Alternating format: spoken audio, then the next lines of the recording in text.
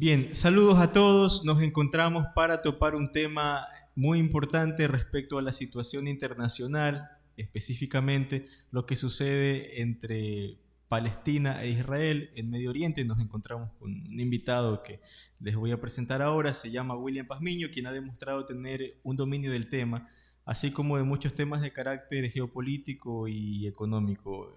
William, bienvenido a este programa, a esta conversación que vamos a tener. Gracias, Adrián, y gracias por esa presentación también, pero ahí en esto creo que tu aporte va a ser importante para tratar este tema. Bien, William. Ese vino el 2023 y comenzaron otra vez de manera contundente este conflicto que de pronto pensábamos o nos habíamos olvidado por un momento. Venía anteriormente también sonando lo de la situación en Ucrania, entre Ucrania y Rusia.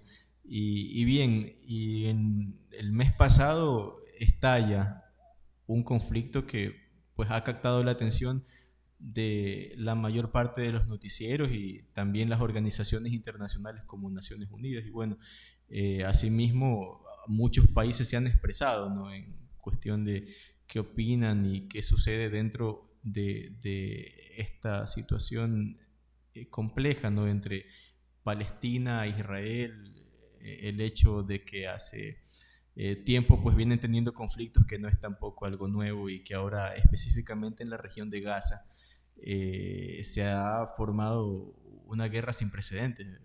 Sí, y no solamente es de este año, este es uno de los conflictos más antiguos que tenemos. En 1948 ya cogió fuerza porque fue desde donde el Estado de Israel fue creado, ¿no? 14 de mayo de 1948 por decisión de las Naciones Unidas, pero ya había tenido algunos conflictos anteriores, porque desde el siglo XIX, finales del siglo XIX, empezó a haber una migración de palestinos, principalmente de Europa, que estaban siendo perseguidos y fueron de a poco llegando hacia Palestina, y eso lógicamente luego se incrementó después de la Segunda Guerra Mundial, desde el 48, y de ahí 5 guerras más. El 48, 53, 67, 73, pero lo de ahora se ha visibilizado algo más, porque los propios noticieros o las propias redes sociales hacen que se vea el drama humano que requiere ahora que nosotros tengamos una perspectiva, ¿no?, de cómo abordar el tema y qué debemos hacer los que creemos que debe haber una salida digna para el pueblo, en este caso palestino. Bien, el conflicto estalla nuevamente en el 2023. ¿Por qué? O sea, Bueno, venían ya... claro, como tú dices, o sea, hay antecedentes, pero fíjense lo que ocurre el 7 de octubre, ¿no? Una acción en la que el grupo Hamas lanza cientos, miles de misiles, Sí. y luego una incursión terrestre que expresa una planificación de manera muy seria, muy ordenada, ¿no?, que no puede pasar inadvertido. Sin embargo, a las fuerzas de inteligencia de Israel, a las fuerzas militares, ¿no?, a su propio cuerpo de seguridad, les pasa inadvertido. Y es muy curioso. Es muy curioso porque la Mossad es un órgano de inteligencia de avanzada. Y si tú te notas que tenemos una frontera, o hay una frontera sumamente vigilada, sumamente controlada, creo que del mundo es, si no la primera, podría estar a la par con la frontera entre las dos Coreas, que es el paralelo 38. Por lo tanto, creer de que no se conocía o no había algún tipo de información es impensable. El tema es por qué, quién se beneficia de esto en esta primera parte. Así es como demasiado sospechoso. Claro, porque fíjate que en este año, desde enero y me parece más desde marzo, múltiples movilizaciones en Israel, o sea, expresiones de rechazo a una política de Benjamin Netanyahu, el primer ministro israelí, por una reforma a la función judicial en la que le permite a él, al gobierno, designar nuevos jueces. Jueces que tienen... O sea, directamente entran a controlar el poder correcto, judicial. jurisdicción que tienen, lógicamente, en Israel, pero también en los territorios ocupados. Y eso era producto de movilizaciones. Fíjate que el propio ministro de Defensa expresó públicamente su oposición, fue destituido por Netanyahu, y el propio pueblo volvió a salir a movilizarse. Es decir, porque los actos de corrupción del gobierno de Netanyahu venían desde el 2022. Entonces no es de ahora. Entonces creemos nosotros, algunos pienso yo, de que el gobierno estaba plenamente en conocimiento de estos ataques que se iban a perpetrar. Sabían que iba a haber un ataque. Y esto fue un pretexto para unificar a este sector alrededor de Netanyahu, opositor histórico de todos los acuerdos de paz, como el de Camp David y como el de Oslo, para el reconocimiento de un nuevo Estado totalmente opositor, y ahora vio en esta acción la oportunidad para un poco granjearse nuevamente la aceptación popular. O sea, bien, aquí es como un poco polémico. A ver, la inteligencia militar israelí sabía que, o muy probablemente sabía que iba a haber una intifada palestina proveniente del grupo Hamas. Pero ni siquiera intifada, porque la intifada son acciones del pueblo y de los jóvenes, que lo hubo lógicamente hace unas décadas. Es mucho más táctico, esto es otro nivel. Esto es más planificado. Fíjate, en el tema de la guerra de los 6 días, que fue en el 57, sí, ahí había un conocimiento. Se sabía que iba a haber un ataque de Egipto coordinado con Jordania, el Líbano también, ¿ya? Sin embargo, la decisión del gobierno de Golda Meir, fue primera ministra, fue no hacer ataques preventivos, porque entendía, de hecho, le había dicho Richard Nixon, presidente de los Estados Unidos, que no iba a respaldar ningún ataque preventivo. Estamos hablando en tiempos de que no había la inteligencia de ahora, ni hay la información satelital de ahora. De acuerdo. O sea, es evidente de que sí sabían que iba a haber este ataque cuando estábamos hablando de sitios, de lugares donde se movilizaban miles de misiles. Claro, si se conocía en ese tiempo que la tecnología estaba mucho más atrasada. Por supuesto que ahora. Muy probablemente que se conocía. Entonces tiene una responsabilidad Israel de también permitir algo que probablemente por lo menos se no hacer una contingencia con el objetivo de beneficiarse y poder ellos abrir fuego abiertamente a Hamas y crear una masacre. Claro, el tema es, decíamos nosotros, sí, ¿cuáles son las perspectivas que se plantean ahí? Estamos hablando que se necesita, o sea, el mundo y todo lo que significan la opinión pública necesita tomar o debe tomar posición frente a esto. O sea, ¿dónde está la acción justa, correcta y adecuada de uno u otro bando? Porque hay quienes dicen que la acción de Hamas es una acción terrorista, hay quienes respaldan también la acción de Hamas, pero también por el lado de Israel está en la condena mundial. Bueno, en mucha parte, muchos sectores, muchos pueblos, algunos países condenan, pero también hay países que respaldan la acción de Israel. Como Estados Unidos. Como Estados Unidos, la Unión Europea y otros países. Entonces, yo decía que nosotros tenemos que ver que hay pueblos que luchan por la paz o necesitan la paz, necesitan la seguridad de tener una vida que les permita el desenvolvimiento de sus actividades. Entonces, del lado de Palestina eso no existe, porque estamos hablando que tanto en Cisjordania, donde hay eufemísticamente un gobierno que se llama la Autoridad Nacional Palestina, y está la parte de Gaza, donde fue vía electoral triunfador la organización Hamas. Políticamente ganaron ese... Estamos hablando entonces de que hay brotes de inconformidad, y esa inconformidad es porque no puede haber paz en un lugar donde militarmente, donde el espacio aéreo, donde el espacio naval también, en donde las fronteras, todo está controlado por el gobierno de Israel. Así, hablando un poco de lo que la ocupación significa...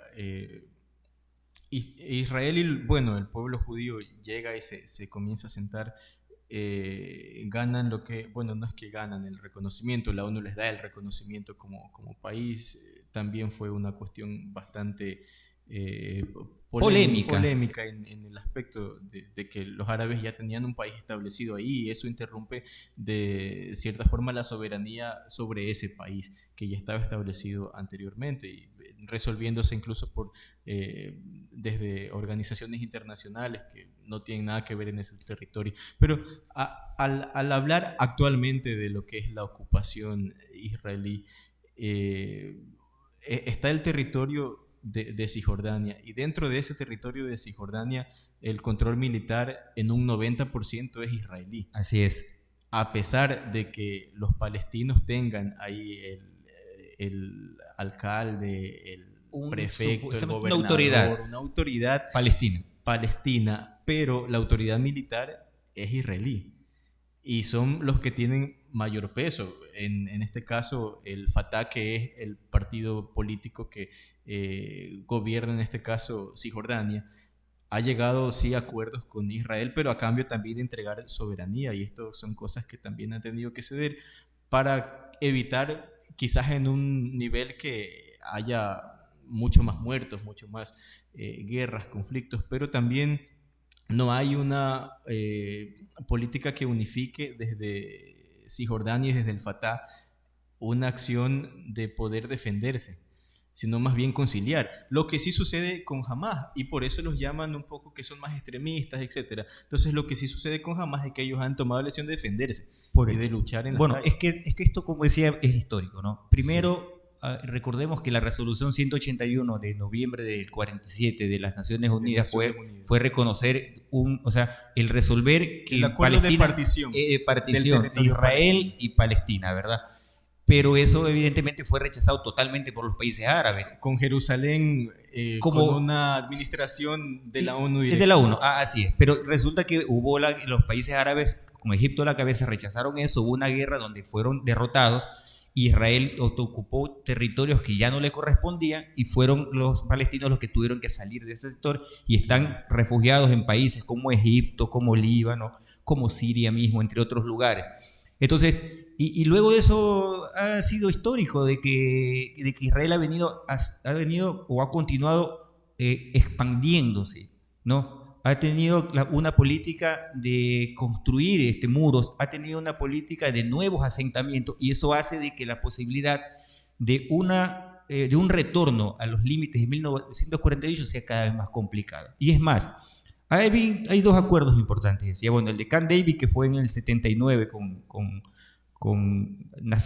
el presidente de Egipto, que fue asesinado por eso al final, y luego los acuerdos de Oslo con Yasser Arafat y con Isaac Rabin, me parece que fue el primer ministro israelí. Y me parece que jamás lo que también exige es que se respeten los límites establecidos en los acuerdos de Oslo. Así es. Pero resulta que Israel dice, paz por territorio, es evidente que se puede esto medir, ¿no? Paz por territorio. Claro, es decir, bueno, vamos a la frontera, pero a esto le agrega ahora, desde hace un tiempo atrás, paz por seguridad. O sea, no puede sentarse para decir, bueno, vamos paz por territorio, nos retiramos de Gaza, nos retiramos de Cisjordania, nada de Autoridad Nacional Palestina, no, países reconocidos a nivel internacional, porque no los reconocen a Palestina, no lo reconoce la Unión Europea. Ya el Alto del Golán no van a regresar. No lo reconoce Estados Unidos, no lo reconoce Australia y otros países, Japón. Pero en cambio, si se establecen una serie de conversaciones en la que hay el retiro de las tropas de Israel, hay el retiro del gobierno de Israel, no continúan los asentamientos, entonces se puede decir que hay un paso. Pero si eso le agrega a Israel, no, también paz no solo por territorio, paz por seguridad. ¿Qué es paz por seguridad? ¿Cómo mide la seguridad? Bueno, que no haya opositores, que no haya reclamos, que no haya intifada. Entonces, ese es un pretexto para no dar una solución al respecto. Y se expresaría entonces que la política de Israel es una parecida al gobierno nazi de espacio vital. O sea, espacio que le permita permanentemente darle solución habitable a su propia población.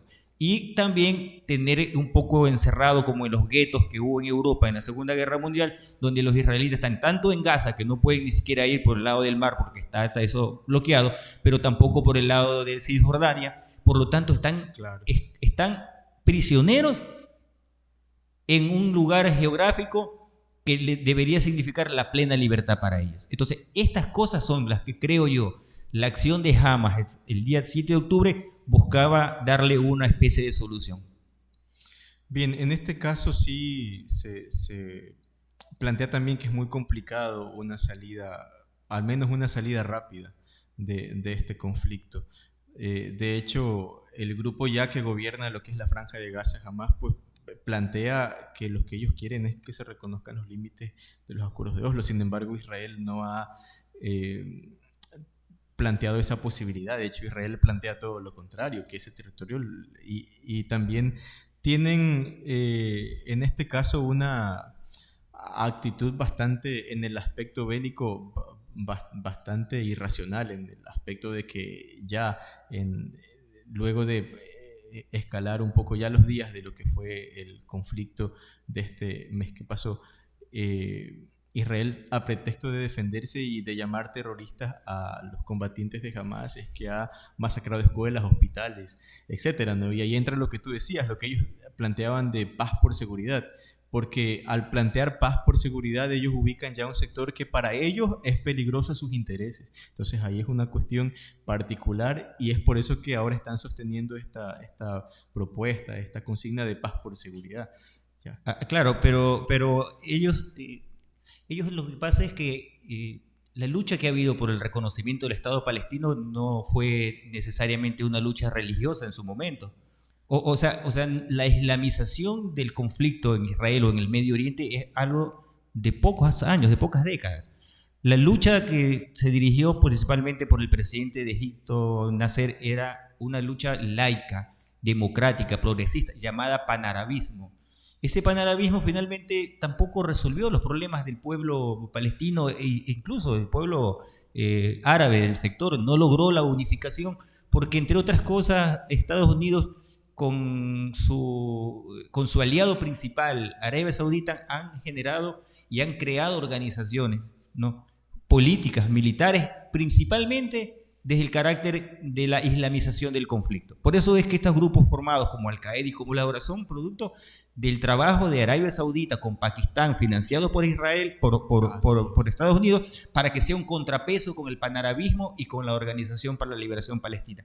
Pero ahora está Hamas. Ahora, ¿qué significa ahora las acciones del 7 de octubre de Hamas? O sea, ¿hacia dónde debe buscarse? A ver, todos podemos decir que estamos en contra de cualquier guerra o estamos en contra de que haya asesinatos o que haya muertos. Eso es evidente de que nadie quiere asesinatos. No, y ataques principalmente a civiles. Pero ¿cómo ubicar el legítimo derecho a la defensa? ¿Cuándo es, aunque parezca un poco paradójico de quienes creemos en la vida, que es necesario cobrar la vida de alguien? Pues yo te pongo un ejemplo.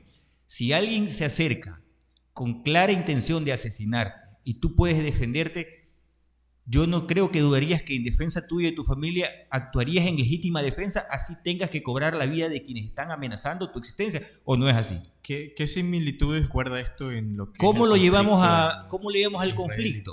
¿Cómo le llevamos al conflicto? Que a veces la violencia, ¿no?, paradójicamente es el único escenario para poder tratar de llegar a que puedas enfrentarte a quien te está causando una posibilidad de que seas eliminado como población en un país.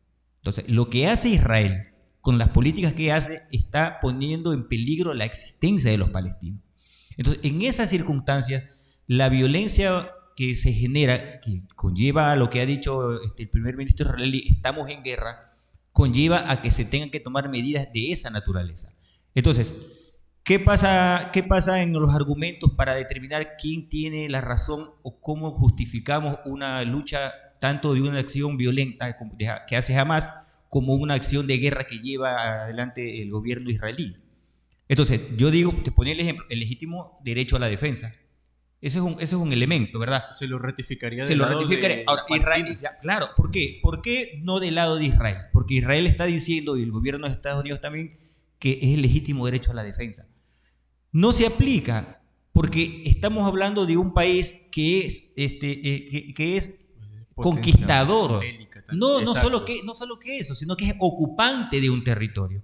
Entonces, el mismo ejemplo que te ponía. No hay un derecho a la defensa cuando tú eres el que vas. Eres ocupante, estás ocupado de territorio que no te pertenece. Entonces, por un lado, entonces no se aplica esa cuestión. Claro. Pero por otro lado también tenemos a un pueblo que está siendo bombardeado, está siendo intervenido en los hospitales, en las escuelas, en donde incluso habiendo el derecho a la guerra por parte, si se quiere justificar en parte de Israel, las formas de la guerra no pueden ser justificadas, porque no estamos hablando de una lucha entre combatientes, no estamos hablando de lucha de fuerzas beligerantes, estamos hablando que Israel está llevando una lucha de exterminio a la población que no es beligerante.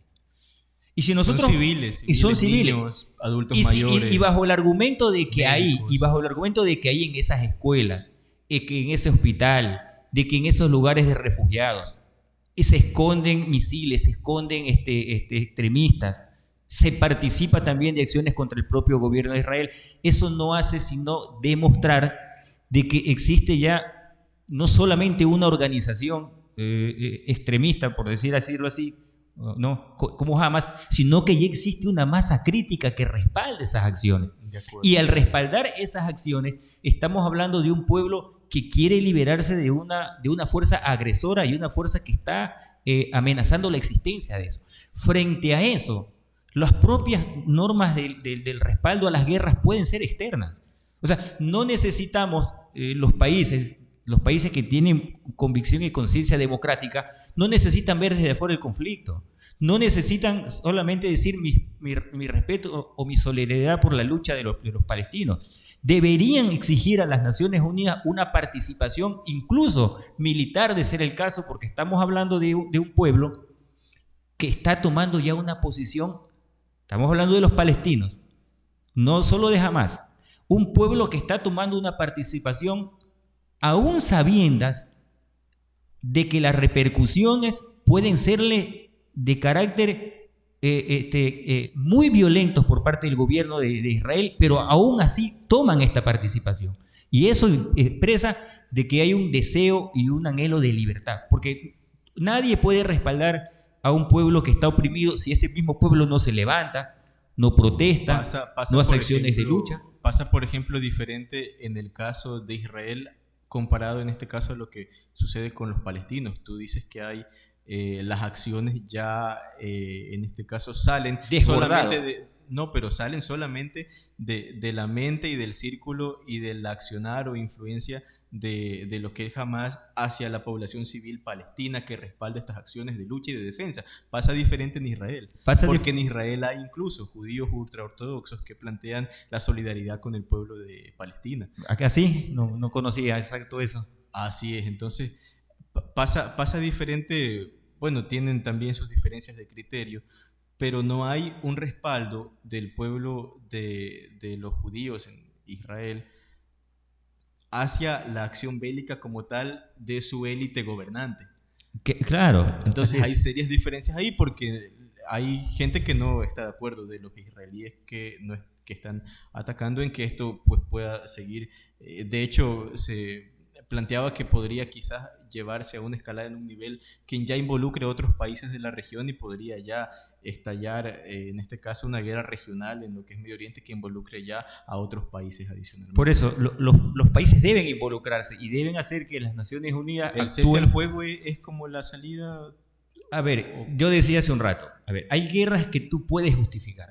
Hay guerras o hay acciones violentas que pueden ser justificables, ¿no? Moralmente justificables porque se actúa contra un agresor que causa y origina este conflicto.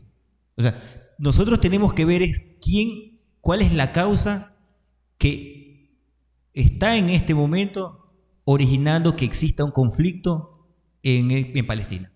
Entonces, ese pueblo que ha tomado la acción de levantarse y hacer expresiones contra la perversidad de una política histórica en ese sector, merece el respaldo actual. Ahora, si estamos hablando de llegar a la paz, por eso yo decía, puedes hacer acciones de guerra o acciones violentas, como la hizo Hamas, aunque cobren vidas, que nunca es lo deseado, pero que pueden costar vidas, podría moralmente justificarse si eso tiene como objetivo buscar la paz, pero la paz que implique un desarrollo de un pueblo y de una nación o de una etnia que necesita liberarse no solamente como pueblo, sino liberarse también de toda la opresión, incluso laboral, de la que es objeto por parte del gobierno de Israel. Desde esa perspectiva, entonces, acciones de guerra o acciones violentas que puedan cobrar vida, pero que tengan como objetivo buscar la paz, es válido.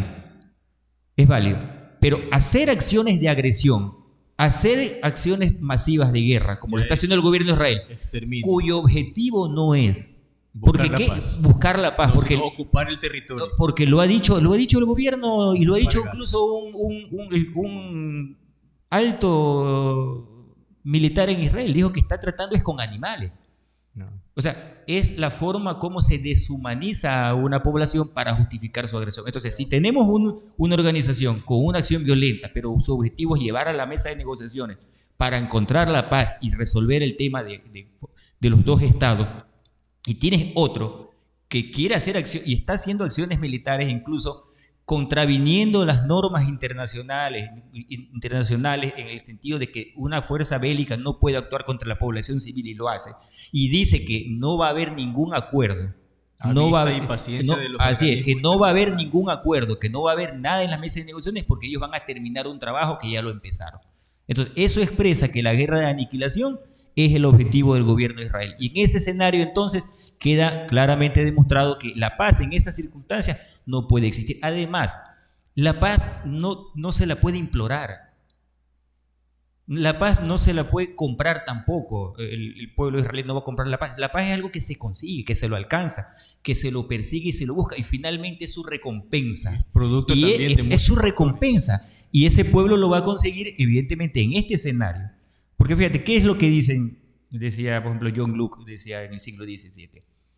Cuando tienes a un gobierno que permanentemente su política está destinado o apunta a lo mismo, a afectar tus intereses, a dañar tu integridad, a una política perversa, ese pueblo tiene el legítimo derecho de levantarse, de derrocarlo y de imponer uno nuevo. ¿Se presentan estas condiciones en Palestina? Por supuesto que se presentan. El pueblo tiene plenamente derecho, no a derrocar, porque no es su gobierno, pero sí a exigir entonces el respaldo internacional para que se actúe, y se exige que se conforme, lógicamente, el reconocimiento del Estado palestino. Bien, creo que por ahora hemos avanzado bastante en lo que es desmenuzar un poco el conflicto Israel-Palestina, sus perspectivas y hacia dónde se encaminaría este conflicto. En este caso, bueno, dejamos de todas formas abierto lo que es el diálogo, el debate, para poder continuar analizando este tema, principalmente desde una perspectiva global, donde confluyen algunos intereses geopolíticos y que tienen pues un antecedente histórico bastante marcado. Esa parte sobre todo. En adelante pues se debería ver cómo se encamina el conflicto y de qué forma también va a afectar a... La parte histórica casi no la hemos tocado, ¿no? Porque hay argumentos teológicos, hay argumentos históricos, no lo hemos abordado, no hemos abordado en qué circunstancias las Naciones Unidas adoptó la resolución 181. Lo que hemos visto en este momento es cómo se está llevando a cabo una guerra que los que piensan que la acción militar o la acción de violencia de Hamás siempre es algo que puede justificarse, no siempre es así. Cuando hay condiciones y la obligación es hacer la guerra y hacer acciones militares, pues hay que hacerla. Así está forjada la historia de la humanidad. Por lo tanto, lo que tenemos que ver es la causa y quién tiene razonablemente el derecho de hacer y ejercer la fuerza o la violencia para hacer prevalecer su vida en este caso y sus derechos también. Bien, en todo caso, hasta un próximo espacio de conversación. Una próxima conversación. Desarrollar este tema de pronto desde otra perspectiva o incluso con otros invitados también. Listo. Te agradecemos, William, por tu participación, tus aportes que has hecho a este tema, y también contamos pues en este caso con el respaldo, el apoyo de todas estas personas que nos han visto ahora por medio de las redes sociales donde está destinado este video, para que puedan también expresar sus comentarios y sus opiniones por medio de las redes sociales a través de la tecnología. De caso, te agradecemos, William. No, a ti. La próxima podemos hablar de la historia del conflicto en este sector del mundo. Bien. Muy bien.